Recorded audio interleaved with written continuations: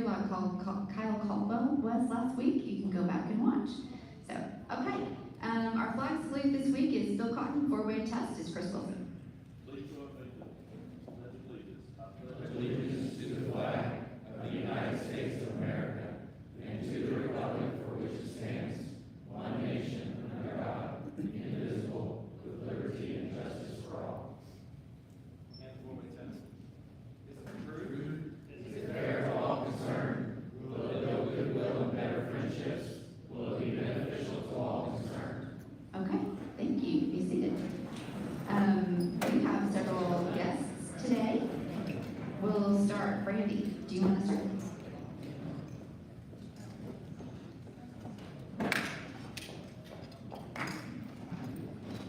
Okay, I brought my best friend Candace Webb. She's also my favorite travel buddy. Candace is a Norman resident of Boy Mama 3. I actually asked her to be my guest today because Candace has a Instagram page called Cozy Reads and Croissants. So if any of you are on Instagram and you enjoy reading or hearing about books, she's a great one to follow. She's also going to be helping us promote our Storypalooza starting in March by posting some of the cool things about our event on her personal page. So I wanted her to come today and kind of learn about what we're doing in mine. Thank you for your help promoting Storypalooza. I'm hanging out over here because I have two guests. This is Millie Eubanks and Julia Brown. They are with Gable. Well, almost. She filled in an application. Filled out an application. So these two are joining Rotary. So got the application over there. Expect to hear more about that soon. I also have two other guests. They're back for the second and third time. Keith and Sean Menace, waving your hands. So welcome to all of this. We also have a visiting Rotarian, Major Paul Ryerson. So thank you for being here today as well. Other than our Student of the Month, did I miss any other guests? Okay. Student of the Month.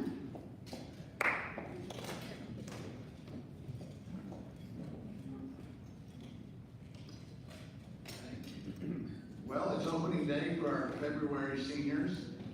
One was unable to make it today, but today we have Olivia Roberts from Norman High School. She's got her parents with her, and she's going to tell us a little bit about her senior year, what's going on, and a little bit about maybe after high school. Olivia? Hi everyone, I'm Olivia. I just want to say thank you so much for having me. This is such an incredible opportunity. So I go to Norman High School. I've lived in Norman my whole life. I am student council, Tigerpalooza. I'm actually in the Rotary Club, and along with that, I'm Kindness Club president. I hope to go to, I'm going to OU, and I hope to pursue other leadership opportunities there. So thank you so much. I can't wait to meet you all. This is my mom, Liz Roberts, and my dad, Sean Roberts.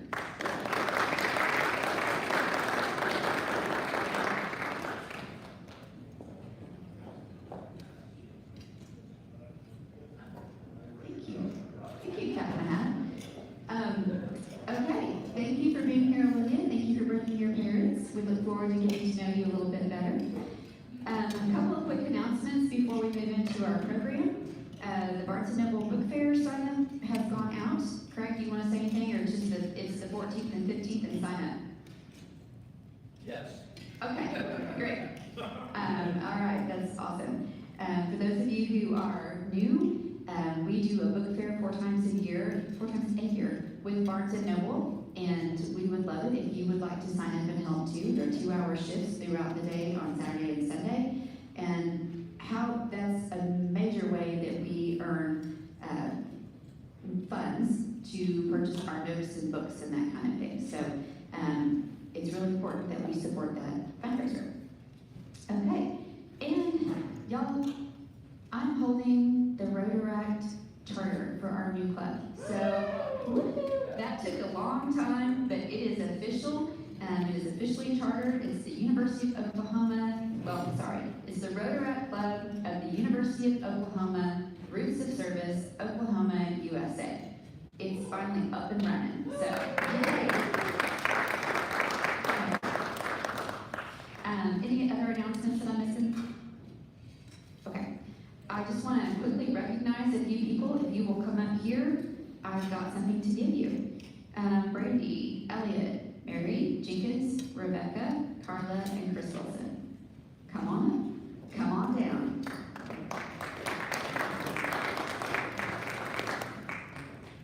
Oh, look, we have big one thing too. Okay, here we go. These are your blue badges. You're like an official full-fledged member now. There's you. Yes. Hang on. No, that's you. Oh, you already have one. Oh, you were, okay, that's awesome. Mary transferred from another club, so.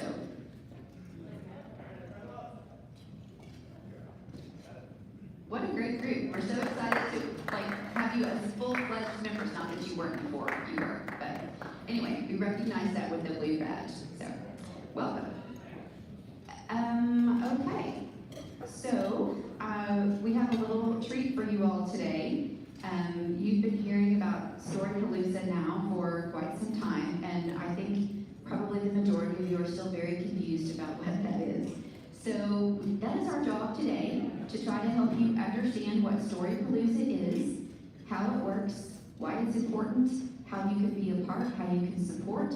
So we're gonna do this in a panel format, but I do first of all want to recognize, because not everybody on the committee will be part of the panel, and I just want to recognize the efforts of everybody involved. So Stephen Coran is not here today, he's a co-chair with me. Craig Keaton, Jamie Swain, Liz Barfield, Steve Moran, Carla Atkinson, Lisa Johansson also could not be here today. Joe Foote, Brandy Phillips, Baljit Singh, Jill Bond, and if I've missed anybody, I'm really sorry. We have a great group of people, and this is going to be a really great event. I'm excited to have you learn more about it. You might have noticed, we'll get to the authors in a little bit, but you might have noticed the books on your table, and I encourage you to look at them. Those are representative of the authors that are going to be at our Storypalooza. More on that later. But that's why they're there, and they're very specifically chosen so that you can get familiar with our authors. I also, before everybody comes up with a panel, this event has been, I don't know how we would be doing this without the collaboration efforts of Norman Public Schools, and I think it's really important that our club realize how much Norman Public Schools has contributed to this event to make it happen.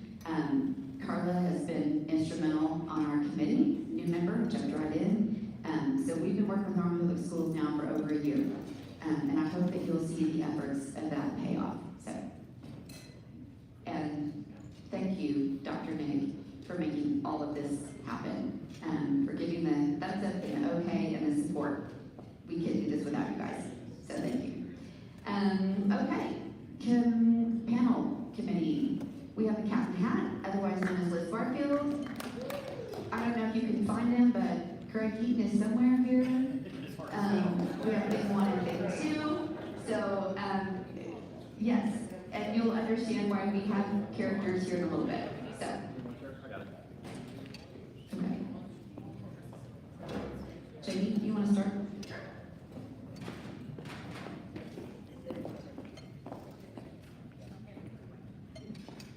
Hello, so I'm going to start out today. What is Storypalooza?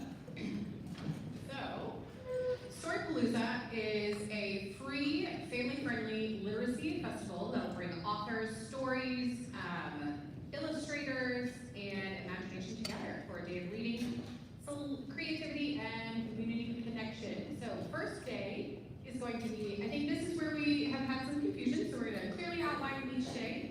So Friday, March 27th is where our partners, Norman Public School, really jump in. We're going to be busing all of the first graders to the Center for Arts and Learning, and they will have a special field trip where they get to listen to 2 keynote authors. Every first grader that will attend that day will leave with at least 1 book. So every kid will have, was it almost 900? 925 to be exact. We'll have 925 students that will all come through that day. They'll come in 2 sessions, and the keynotes will rotate through, so the kids will stay put. Sessions will be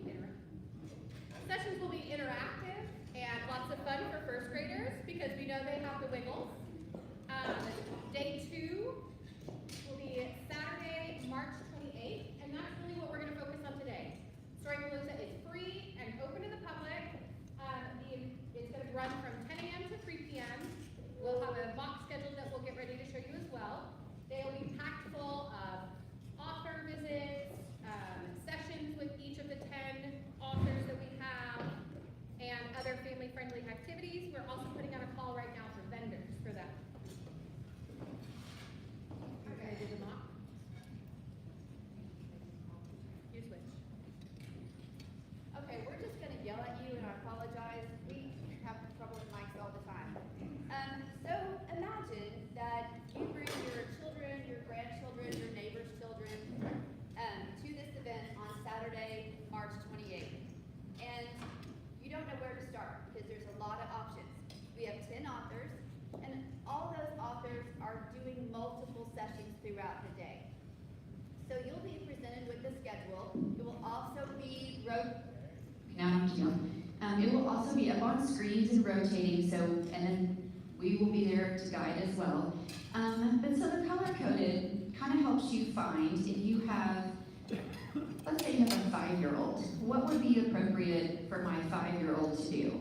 So at 11:30, you can go to May Finds Her Way. At 11:15, can't read, you could choose different altogether, and then those are going to repeat for the most part. So if you miss one and you think it sounds fun, it should repeat later.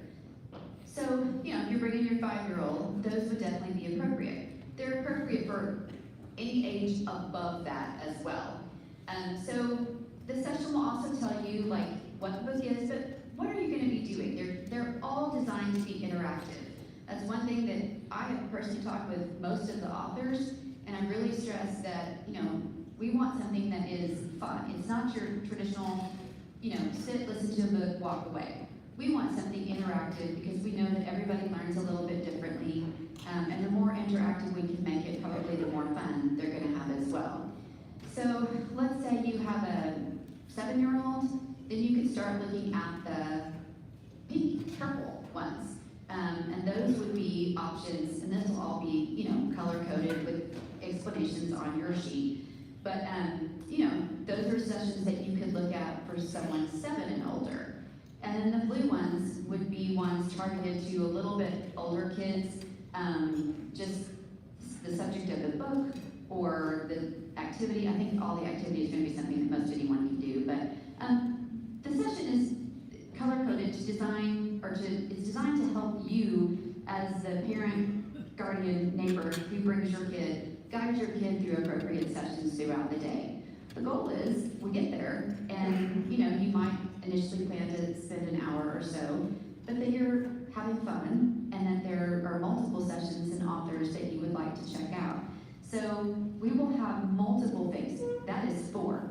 We have 10 authors throughout the day. So that's why it's called a mock schedule. We have 10 authors that we have to accommodate in there. There will also be time for meet and greets, depending on the sponsorship level that you choose. There are some behind the scenes, you know, one-on-one time with authors if you would like to have that. So we've tried to build in throughout the day breaks for our authors, but multiple options for people to do throughout the day. So I know we have a Q&A session, but is there anything specifically about the session format that you have a question about? Yes, Judy? Do you have any allowance?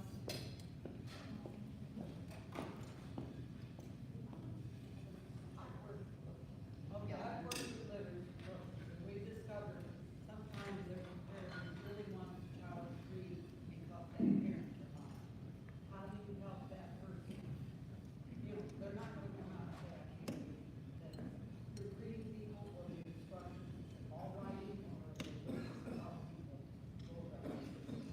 We will have volunteers that we want to try to greet people as they come in and kind of give them the overview of this is, you know, the options of things to do. No one will specifically have to read to participate in this session. Yes, that helps, but the interactive activities are designed to be, mean, as you get into the older ones, there would be some writing, but the younger ones are designed to be more like arts related, so that there's not a lot of reading involved. What we didn't say is we also have a parent track, because we know that we have some challenges now with kids coming into school that their parents aren't sitting and reading with them a few minutes every day. And the deficits are being noticed. And correct me if I'm wrong, everybody out there. But it's noticeable when parents are not spending time, caregivers are not spending time reading with their kids, even just 10 minutes a day. So we are also having a parent track, which is NPS designed. That is above my level of expertise, and so thank God it's not there. It's their thing to put together. But the whole idea behind that is, how do we encourage parents to get a little bit more involved in reading with their kids, seeing why it's important, seeing what difference it can make, and how can they do that even if they struggle with reading themselves? There I think will be some tips for if English is not your first language, there will be some tips on how to address that as well. So, did that answer your question? Yep. Okay. All right. Quickly, I'm going to roll through the authors because that's not going to mean a whole lot to you, except for the fact that this is our keynote, Dennis Matthew. He is going to be there with us Friday and Saturday. He is a speech language pathologist in Mustang schools. So he has had a very popular book, Bello the Cello, and he incorporates a lot of music into his presentations. So he will be presenting Bello the Cello. That is a book that we know for a fact every first grader will be with. And then he will be repeating those sessions on Saturday. So, Mariana Llanos, she is also our keynote for Friday. So she'll be with us Friday and Saturday. Her book will also be available in Spanish. So we are working with NPS to figure out like how many copies should we provide in a Spanish edition. So she will be making masks to talk about her book, Benita and the Night Creatures, also on someone's table. And then she has a chapter book for older kids, Bangarita, which she will be doing on Saturday as well. Thomas Hilly is an illustrator. There are like 4 of his books out there. It's cute little illustrations, 12 days of winter, autumn, and summer. Spring is going to be released, so I think he'll be debuting that one with us. He also helps older kids think about prompts to write their own stories and illustrations, so I think there'll be a session on that as well. And these are all Oklahoma authors. Thomas lives in Stillwater. Lisa, someone that I'm sure you recognize. Her book is on someone's table, and she has a really exciting way that she's going to share her material. I think it'll be very interactive, very nature-based as a subject. So I think that'll be a popular one. Okay.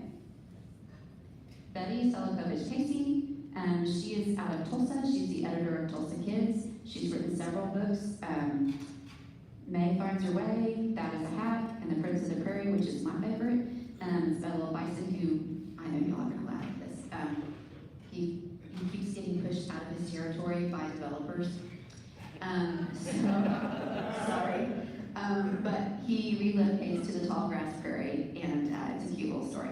So, and then with that activity, they're gonna actually be making seed bombs, which is something different than the traditional art type of activity, but anyone can do that. Barbara Hay, she is, the Bulldoggers Club is the one that's on the table. I'm not exactly sure which books she's featuring yet, but she's gonna join us, and hers are more young adult, middle grade chapter books. Eileen Hobbs is our newest addition. She lives right here in Norman.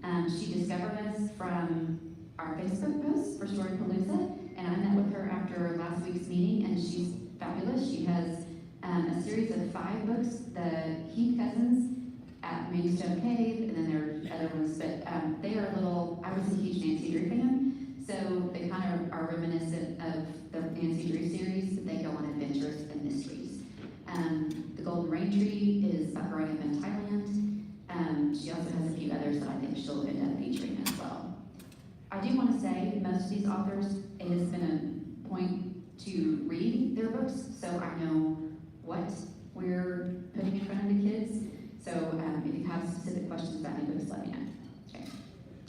Michelle Martin. This is one that Amanda Kordelsky secured for us.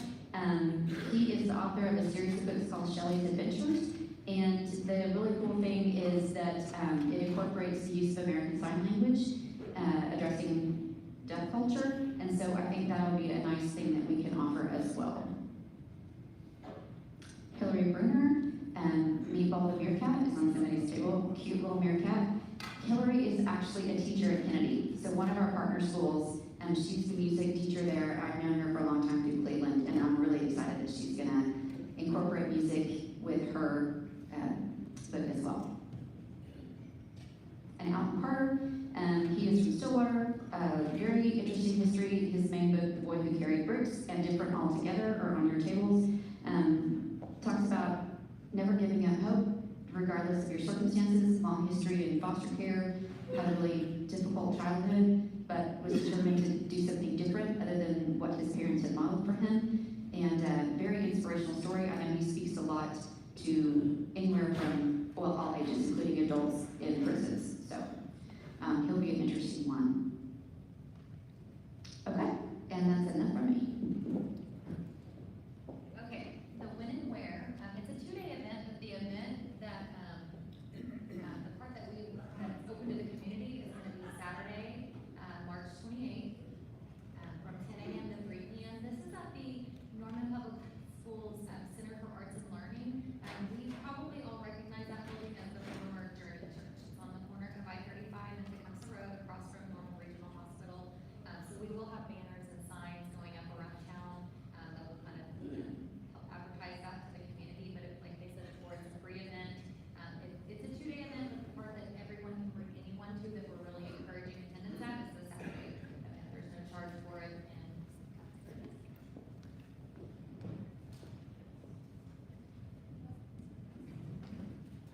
Okay, so I'm going to share a little bit about why. Like a lot of you guys, I've been reading to kids at schools, and so I have 4th graders at Jackson. That's been a really interesting experience. Yesterday I was there with 2 girls that were reading to them, and I was watching Joe Foote kind of off in the distance at a kind of this restaurant booth kind of set up, and these kindergartners were crawling all over him and crawling over this booth, and just really fun. So in my reading with these kids, I tried to engage them talking about their reading experience, and when they learned to read, who taught them, what that was like. And for the most part, these kids' parents just don't have time to read to them. This is a school, there's probably some elevated poverty and just different stuff going on with their parents, just don't have that opportunity to read to them. And so typically it was like a teacher that was special, or a librarian or something. And so that's something that I kind of found growing up. My parents were business owners, and they didn't read to us, but they put us in places where we had opportunities, in school, and we had a great school library, fun librarians, and even my church library actually had a big library. So I think the event is important to create some excitement about reading, and a place where parents and kids can come and do that together. I also want to echo that this school relationship is really big. I had these 2 daughters that kind of came here with no English skills, and one that needed accommodations, and I had an incredible experience with the school system. I mean, I just, every expectation I ever had was more than that, and I know how lucky we are to have that, and I think that's important in our community. And just I'll speak a little bit about that with business, about how important that is. There's a couple of real estate folks in the room, and we make our livings off of schools, honestly. I mean, people buy houses with they have to do with schools. I'm working with a couple right now that are too young to have children, but I'm like, you need to, this matters. Like, you want to buy this house in this town, this is going to affect your property value later, and communities are just stronger when schools are strong. So we're lucky to live in a community that is so dedicated to schools. So that's one I see Robert Turner Craig. I think it's really I think it's important that we are involved in this international literacy initiative. It's great that we can be so hands-on in our local community. So I'll let Craig finish up. Thank you, Steve. That was well said. So I want to tell you a little bit about me, which I know some of you have already heard this before. That my mother, who passed away February 4th, 1988, grew up in poverty. She was the first one in her family to graduate from high school. In fact, even her nieces didn't graduate from high school. She graduated as a salutatorian from Rotary High School in Oklahoma City. When I was a child, we lived a very middle-class lifestyle in Miami, Florida. My dad was the aircraft mechanic for Eastern Airlines. And he worked shift work, so his days off were Thursday and Friday. So I didn't really see my father a whole lot because he'd be off just on the days we were in school, and then he would work either during the day or in the evening or overnight shifts. So we had to be quiet when he was trying to sleep and those types of things. My mother worked part-time during my younger years, and so I spent a lot of time with my mother, obviously. And I had a difficult time learning how to read. And I remember my mother helped me learn how to read. She spent many hours with me to help me learn how to read. She was capable, and she had the time to do it. I doubt her parents read to her. I don't know if they were capable, but my mother was capable ahead of time. Then later when I was 12, we moved to a small town in South Carolina, and our standard of living declined. It got really bad after my parents were separated and they divorced. Our family lived in poverty for a few years. My mom and I worked 56 hours a week so we could eat. She would not have had the time to read to me then. I tell you this to draw parallels to many families that are living in Normal. There are parents in town that don't have the capability to read to their children. There are also parents in town that don't have the time to read to their children because they might be working 2 jobs to support their family, and eating is more important. There are also families in Norman that don't have books in their home.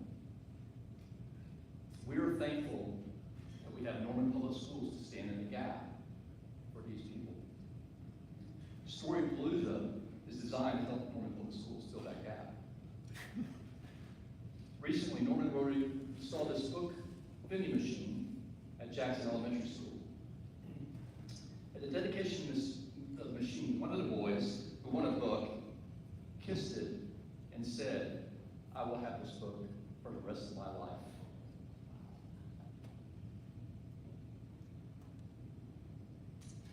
That is why we're doing Storypalooza. Today we're discussing, mostly we're talking about the second day that's open to the public. But on our first day, which Norman Public Schools is coordinating with us, we were going to give away books to every first grader in Norman. And in fact, we're going to give away 2 books to every first grader in Norman. The second day is designed for school-age children with opportunities for every reading level, along with learning sessions for parents and caregivers who want to support reading at home. Education is one of the goals of Rotary.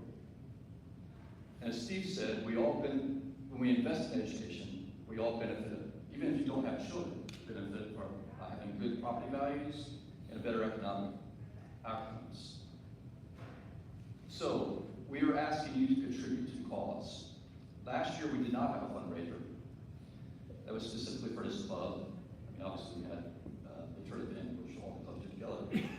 But historically, we have had fundraisers every year. We basically kind of skipped one last year to concentrate on this. And we asked every member to contribute to the cause. In the past, we asked by selling tickets or raising money. And we have in the past added to the quarterly bills for each Rotarian a contribution request. And we are adding that again this year. So you see on your next bill, $150, unless you've already bought it or your company's investing in it. That way you see that on your invoice. So, I think I can remember that. Okay. Yeah, that $150 contribution would equal 10 books. So to recap on our why is to make investments in education, provide the seed to help Norman parents be able to help their children learn to read and give a book or 2 to each child so they can have for the rest of their life. Please contribute. I'm asking you, please contribute your time and your money to this cause. Thank you.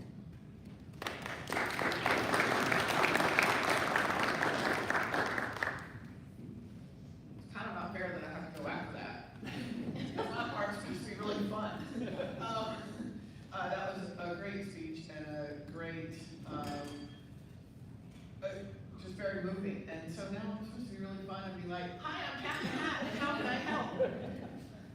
And that's really hard to follow after Steve Warren's very serious and Craig's very serious remarks. So, well, y'all know me as the fun Liz, not Sandy Liz.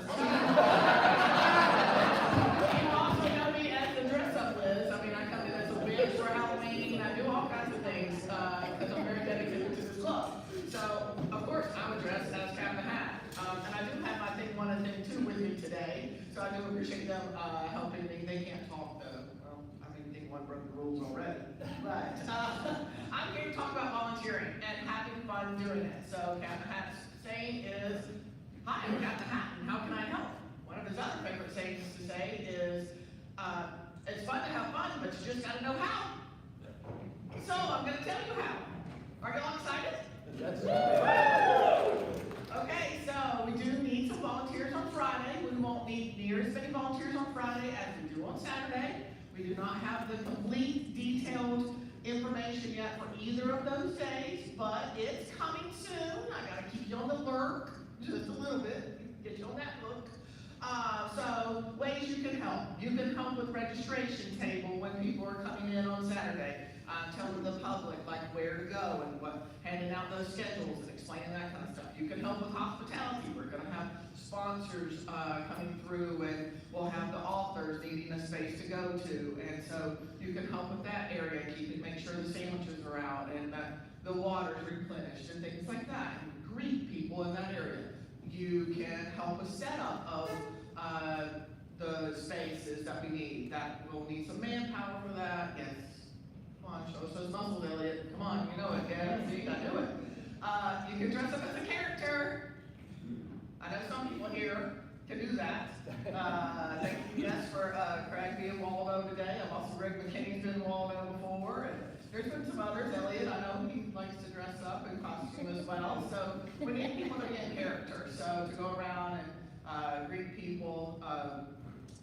Brandy's gotten us a lot of good characters already, so if you're interested in helping in that way, please get with us. Or if you have a costume that you can donate to the cause, but you don't want to dress up, you can talk with myself or Brandy about that. You can help oversee the breakout sessions, help with the activities that the kids are going to be doing, or making the seed balls, or the masks, or those kinds of things.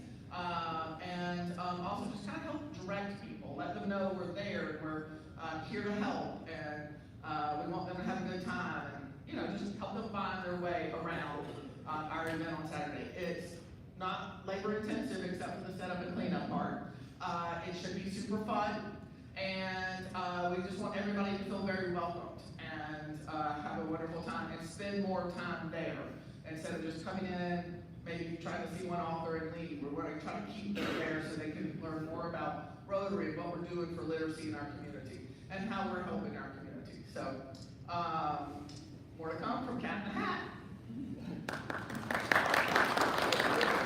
Okay, my turn. I'm going to talk about social media and PR. So, everyone here has a smartphone. I'm 100% sure of it. You may not have all of this social media, but I do know you have a smartphone. What we need from you. The Saturday event specifically, we need people to be there. Plain and simple. This is a brand new event. One day I hope that we're looking at this event like Touch a Truck or the Aviation Festival or the Weather Festival, one of those events that parents with young children, like I did for many years, I counted on those events, I knew when they were coming, and I expected, and I sought them out. This is not that type of event yet. This is our very first year. We have to get in front of as many eyeballs as is humanly possible. Liz has already done a wonderful job with securing radio spots, billboard spots, but as we know, those kind of commercials and things like that are very expensive. So we are trying to work with in-kind and everything else. What is free is social media. So we have a Facebook page for Storypalooza. Please go and follow that, interact with any of the posts. Lots of the posts are designed to have questions. Answer the questions. Reply to somebody else's comment. Any interaction on those posts, especially comments, sharing it to your own feed, help put more eyeballs on it. Same thing on Instagram. Tag friends. We just put up a vendor call for vendors yesterday.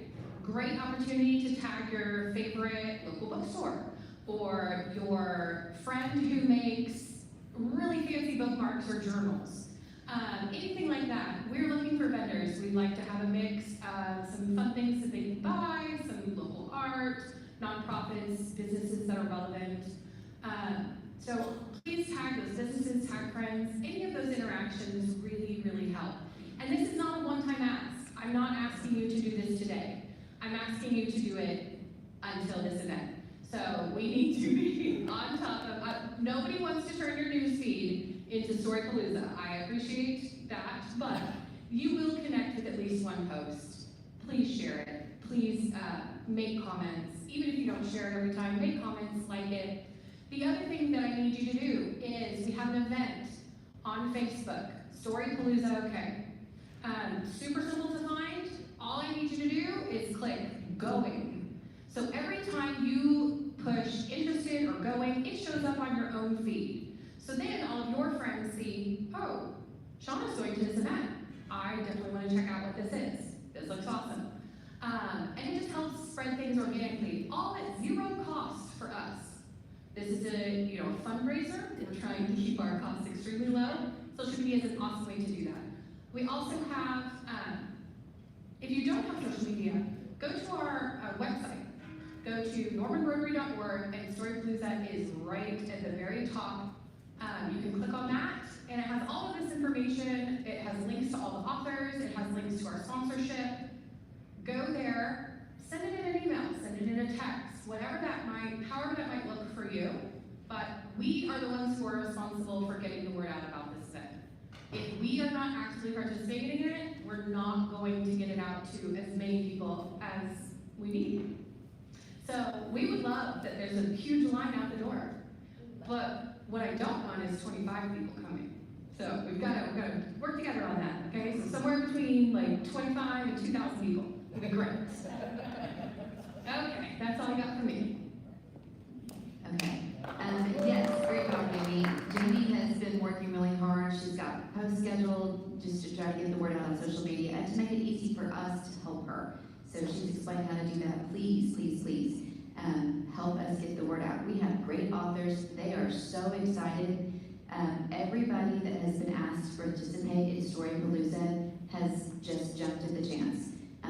There's a lot of really talented authors and illustrators in Oklahoma, and they're very excited to be there, but it's gonna suck if we don't have people there to appreciate what they're doing. Sorry to be blunt, but that's how it's gonna be. And then that doesn't look good for our sponsors, it doesn't look good for us next year. So we really do need to work to get the word out and the people there. Kind of just gonna end up with some questions and answers here in a minute, but as far as the sponsorships, Steve Morin is our sponsorship chair, and it was explained about how we would ask you to make a minimum contribution of 10 books, which is $150. If you choose to give more than that, awesome, no one's gonna tell you no. And then, that counts as your participation level. If your business participates, that counts too. So I'm gonna kind of turn it over to Steve, but I just wanted to encourage you to support however you can, and attend yourselves. Bring your grandkids, kids, neighbors. No, I was talking about this. So, I hate asking people for money, but somehow I got put in charge of this. So you guys can see the levels up there. I'm personally contributing, and I think it's really a worthwhile cause because the reasons I mentioned, it's, without a literate community, it's just, it really doesn't matter. So if there's a lot of things that are happening, these people have done all this great work on. They said there's going to be billboards around town, lots of print media, lots of social media, radio media, and so again, those levels are up there. We, I think, are maybe half or 2/3 of the way there, which is great, but we can always use more help. And so, some of you guys that do have businesses, look for emails or ask for me or people on our committee. Thanks. One thing I want to say about sponsorship is don't forget that we you can also sponsor through the Opportunity to Learn Foundation, so, which is 501c3. So don't forget about that option.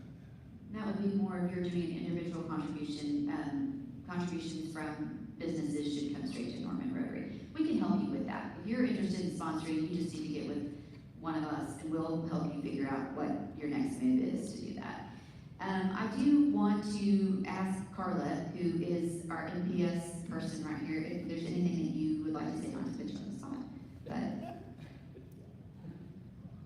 No, I think the thing that I've heard today that really I need to emphasize that we need is for you guys to help us promote the event, and then to be there and invite kids. But I'm just really excited that we're doing this, and I think it's gonna be something that's gonna grow every year, and we'll build on it. So in order to get this one off the ground, we're gonna need everybody to pull together and have the books we need and make it a good experience for our authors, so they'll want to come back, and, you know, we can draw bigger crowds from here on in. So thank you.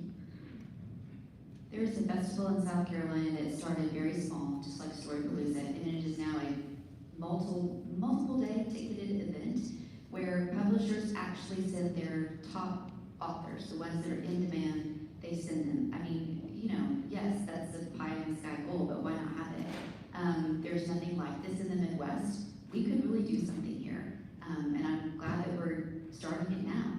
So just want to encourage everybody to support. Do you want to open it up for questions in case there's something that we didn't touch on or you want clarification on?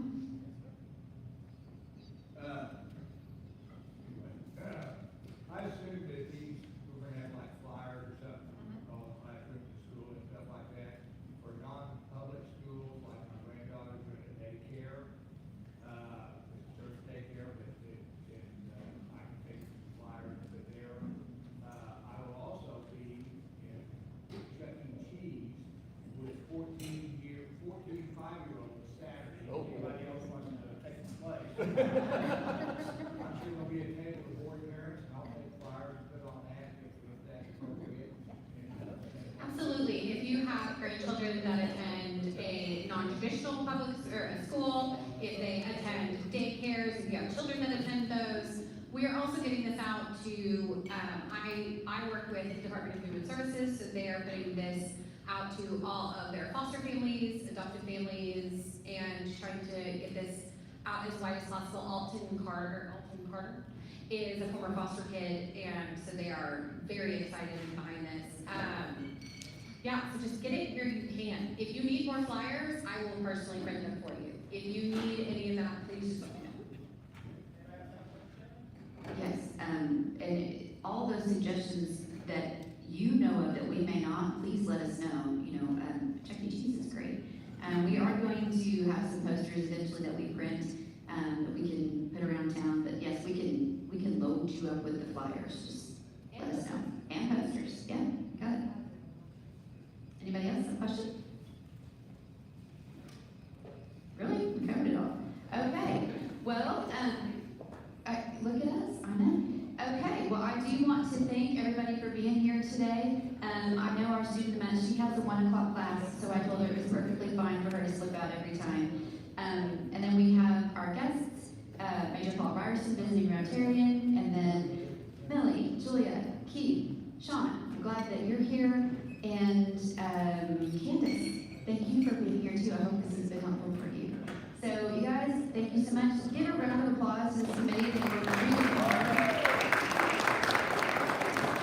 And go out and make it a great week. Thanks.